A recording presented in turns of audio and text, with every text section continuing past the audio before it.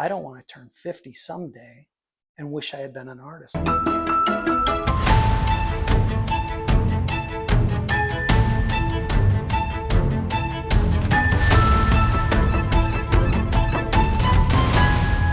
was being introduced by Bo to some of his artists that he had hired, and one of them, not meaning anything bad, said, "Hey, we heard you used to be an artist." And I was 32 at the time, and I was like devastated hearing that this person thought I used to be an artist, because in my mind I was still taking classes and teaching classes.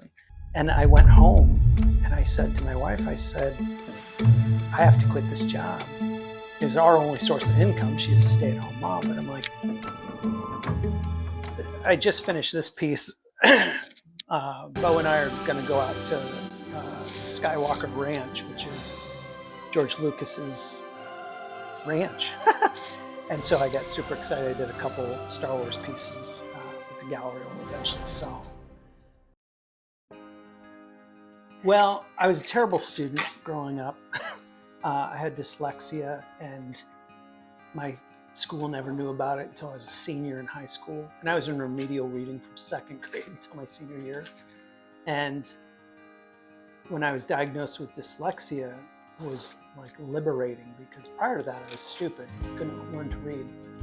And it was a small farm town, so I give them a lot of grace.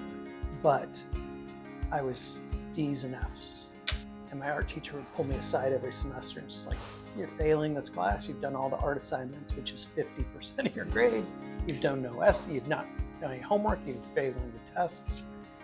But she said, "I'm going to give you an A, because no art school is going to look at a kid who can't get an A in art." So the next 4 years, so I would get D's and F's and 1A, which was enough. I graduated 4th from the bottom of my class, but I graduated and went to the Art Institute of Pittsburgh right out of high school and dropped out almost immediately. I got a summer job at 19 doing quick sketch caricatures and portraits at a theme park in Ohio called Cedar Point. That company was growing, and it was really a mom and pop company. They asked me if I'd go to Busch Gardens, Florida to help hire and train the artists at Busch Gardens. And then quickly I was sent over to SeaWorld of Orlando to hire and train the artists over there. And then that's how I got to California. This is the new project I'm kind of working on. So I just finished these paintings last week. I'm going to drip bright colored paint all over them, because I wanted to paint them photorealistic, so they kind of have that quality of photorealism. So I wanted to do something that I hadn't seen yet from anybody else. So, I was in New York City and I saw this beautiful mural of a tiger. And it was gorgeous, beautiful painting on a building of a tiger. And then about 6-7 feet high, all the way to the ground, was graffiti all over, because people just do that, unfortunately.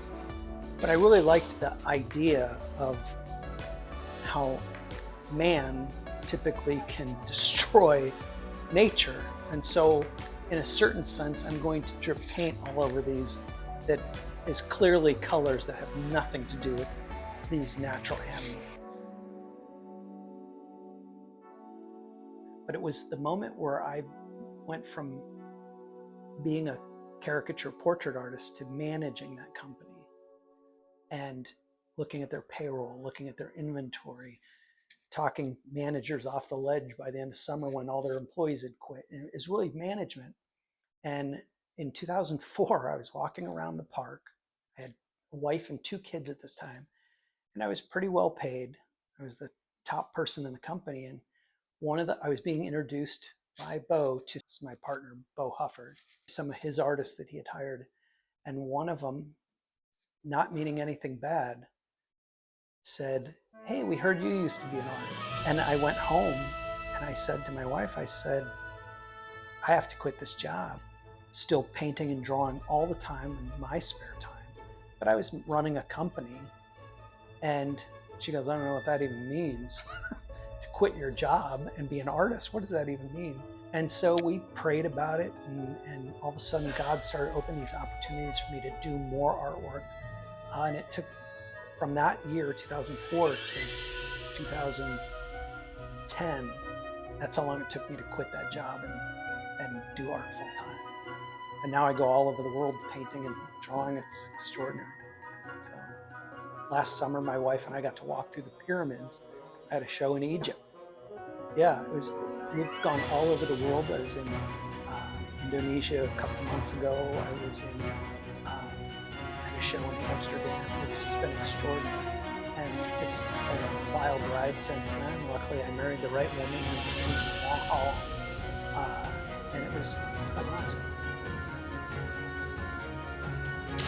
And so these will be worked on periodically.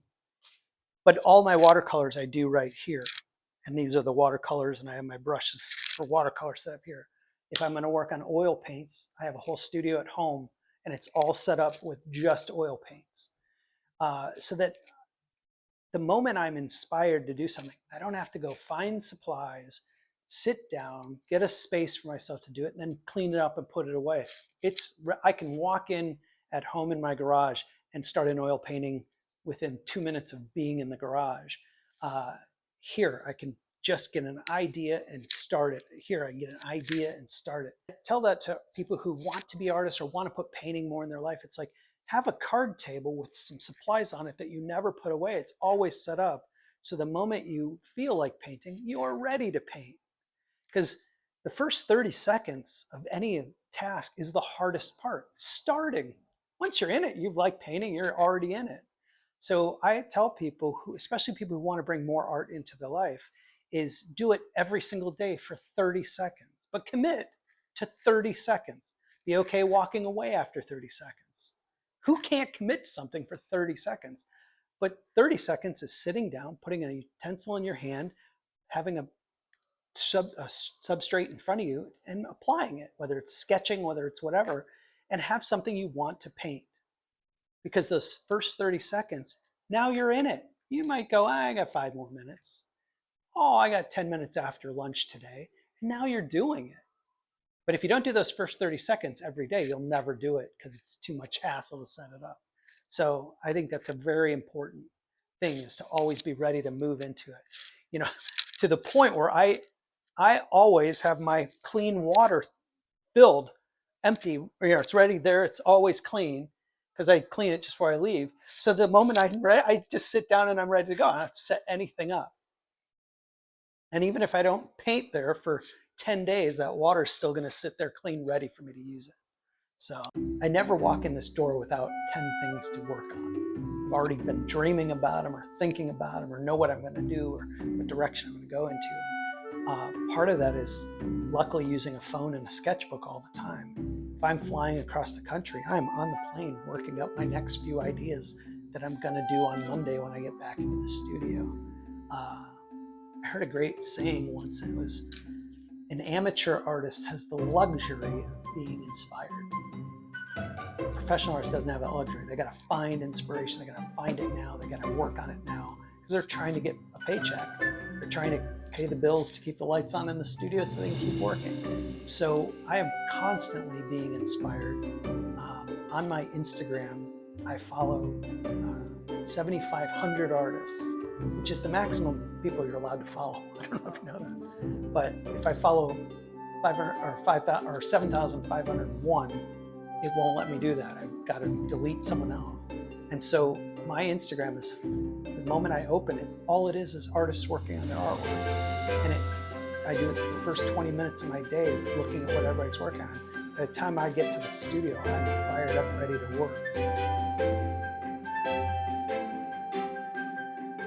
He goes, in 2 years, do you want to be sitting across from me saying, so glad I opened that B&B, or do you want to be sitting across from me still talking about how you wish you would have opened it? So it was something that you don't know how long you're going to live. Go live, you know? And that's really, I encourage anybody at any age to go do what they want to with the rest of their lives. And I'm thankful that I won't be that person. And honestly, Bo and I both have that thing is that's why we call this studio, every studio we have, we name. And this one's called the Idea Syndicate. And there's a little backstory behind that, but it's because we're about ideas. We literally walk through that door and go, I I got an idea. Let's do this. And then we go and do it. You know, I always tell artists to surround themselves with the best people, people who they think are way better than themselves.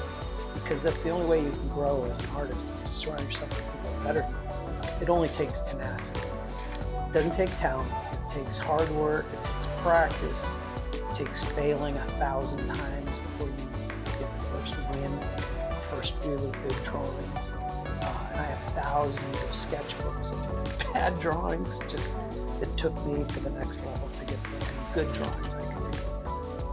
Well, I'm glad you got to come into the studio and look around and check out my life, and I hope you enjoy this journey and get to experience the way I have. It's been a massive blessing.